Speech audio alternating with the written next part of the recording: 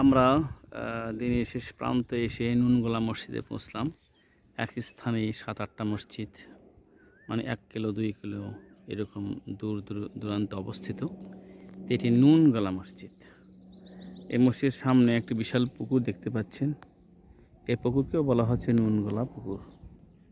তো যাই হোক, এই মসজিদের দেওয়াল প্রায় 5 ফিটের মতো, 5 ফিট লম্বা, অর্থাৎ দেওয়ালের প্রশস্ত হচ্ছে 5 ফিট।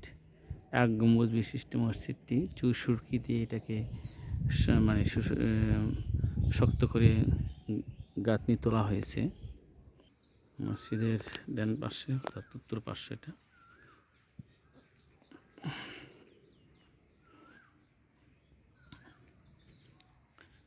এটা জুমা সালাত হয় এখানে।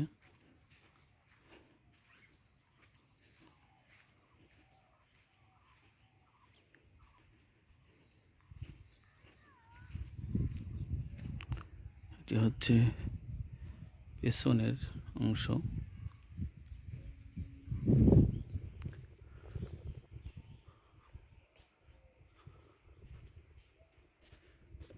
নাম দেওয়া হয়েছে, কিন্তু আসলে নাম যে কি এখনো পর্যন্ত